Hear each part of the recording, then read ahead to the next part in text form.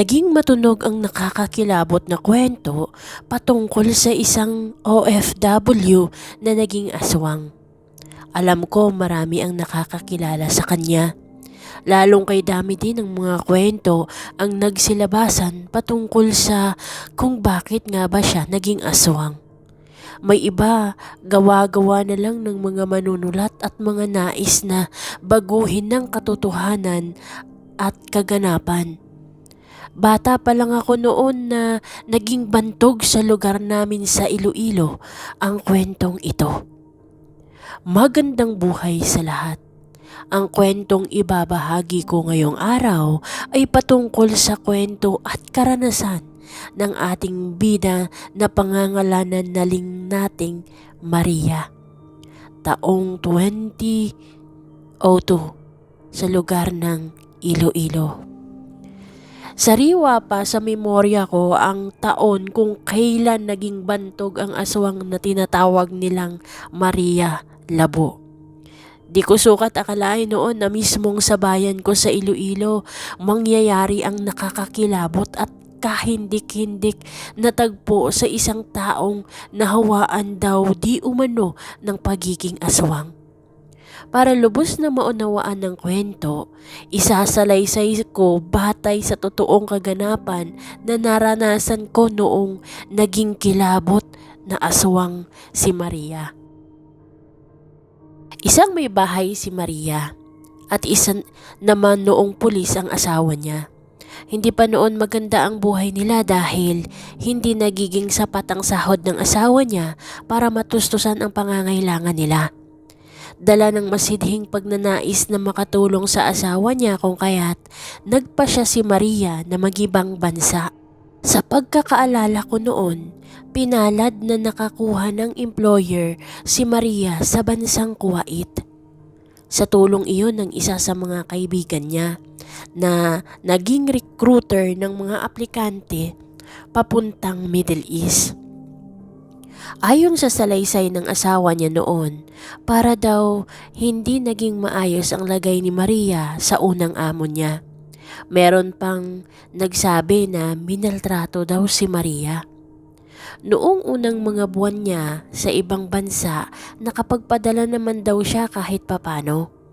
Ngunit sa kasamaang palad, hindi natapos ni Maria ang kontrata. Ayon daw kasi sa kanya, namatay ang matandang inaalagaan niya. Dala na din ng kagustuhan niyang makauwi sa Pilipinas kung kaya't kinausap niya di umano ang mga anak ng amo na ibalik na lang siya sa Pilipinas. Merong 2 anak si Maria. Isang 2 taong gulang at yung isa nag-aaral na noon sa elementarya. Iyon ang naging rason din ni Maria para mapadali ang kanyang pag-uwi. Walang pagsidla ng tuwa ang anak at asawa niya nang makabalik siya ng ligtas. Pero ang buong akala nila noon ay magiging maayos din ang lahat. Dahil ayon kasi sa asawa ni Maria, tumaas ang ranggo nito sa pagkapulis kasabay noon ng pagkakaroon ng mataas na sahod. Nangako iyon kay Maria na aayusin nito ang pamilya nila. Ilang araw pa lang si Maria sa Pilipinas, lagi daw iyon nagsasabing masakit ang kanyang tiyan. Meron pa nga daw pagkakataon na parang nag-iibang tao si Maria dahil ayon sa asawa niya baka daw dala iyon ng laging pagkakasakit ng tiyan ni Maria. Nakitaan din nila iyon ng kakaibang kilos maging daw sa paggawi nito. Laking pagtataka pa noon ng asawa niya na parang laging takot si Maria sa tubig. Ni hindi daw iyon nag-aayos na para bang may kung anong hindi maganda sa pakiramdam niya. Isang araw habang nagayak ang asawa ni Maria para sana papasok na sa trabaho nang mapansin niya na para bang may kinikilo si Maria na hindi normal. Ngunit sa kabilang banda ng kanyang mga nakikitang pangitain sa asawa niya, pinili pa din ito na unawain si Maria. Inaalala niya din kasi ang mga pinagdaanan ni Maria kung kaya't baka daw naninibago lamang ang asawa niya. Noong araw na iyon, naiwan sa pangangalaga ni Maria ang dalawa nilang anak.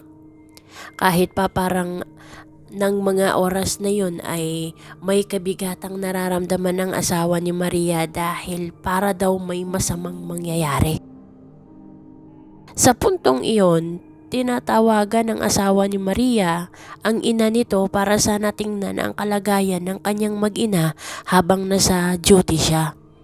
Ngunit merong dinaluhang handaan ng ina ko kaya't wala talagang kasama ang anak at asawa nito. Habang nasa duty daw ang asawa ni Maria, hindi na daw iyon mapakali. Lalo pa parang nararamdaman niya daw na may mangyayaring masama. Sa pagpapatuloy ng kwento, gabi nang makauwi ang asawa ni Maria. Marami daw kasi iyong tinapos na trabaho kung kaya't padilim na iyon nung makauwi siya. Nasa bungad siya ng pinto nila nang maamoy niya ang kakaibang lansa. Para daw nakaramdam siya ng paninikip ng dibdib na hindi niya mawari kung bakit. Minuto lang ang makalipas nang tinawag niya si Maria at ang mga anak niya. Maya-maya pa nang lumabas at lumapit si Maria sa kanya habang hinihila daw siya nito patungong kusina. Mayroon daw kasi iyong inihanda para lang daw sa asawa niya. Noong una, natuwa naman ang asawa ni Maria dahil inaiisip niya na pinaghandaan siya ni Maria.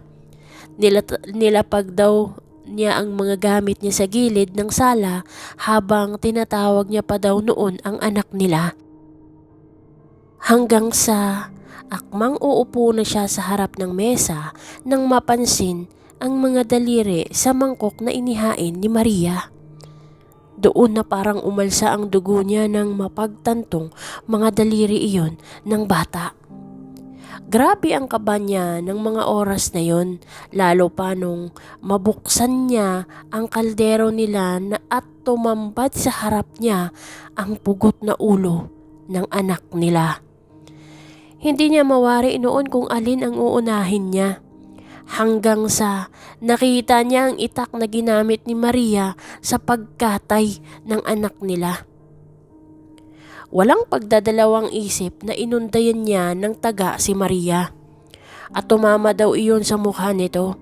Akmang susundan niya para sana ang pagtaga nang bigla daw nag-ibang anyo si Maria. Nanlilisik na daw ang mga mata nito na para daw malademonyo ang pagmumukha. Doon nakipagbuno daw ito kay Maria. Nag-agawan pa daw sila ng itak hanggang sa maabot niya ang baril niya. Akmang ikakasan niya daw sana nang kumaripas ng takbo si Maria. Napasigaw na siya ng tulong sa mga kapitbahay nila. At doon pa lang nakalabas ng aparador ang anak nilang isa. Nagtago daw iyon noong isa-isa na daw silang papatayin ng nanay nila.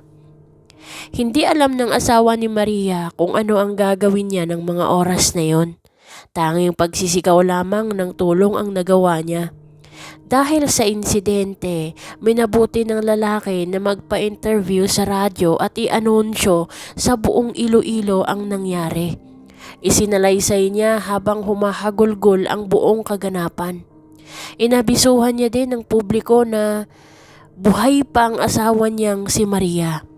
At sinabi niya pa din noon na kung sinong makakakita dito, patayin na lang daw iyon ng diretso. Nagpababa pa ng shoot to kill order ang lungsod para kay Maria. Ilan sa mga malalapit na bayan ang lubhang nabahala. Meron pa nga noon na ginawang panakot sa mga kabataan. Dagdag pa sa kwento na may iba't ibang insidente sa mga karatig bayan na laging pinagbibintangan ay kagagawan daw ng babaeng nakasaklob ng balabal at may hiwa sa mukha. Di naglaon, tinawag nila iyong Maria Labo. Marami na ding mga kwentong nagpasalin-salin na.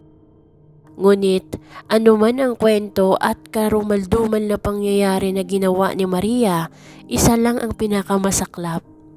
Hindi man lang nirecognize ang naranasan niyang pagmamaltrato at pag-aabuso sa kanyang amo. Ang totoo, habang sinusulat ko ang istoryang ito, marami ding mga realisasyon ang naiisip ko.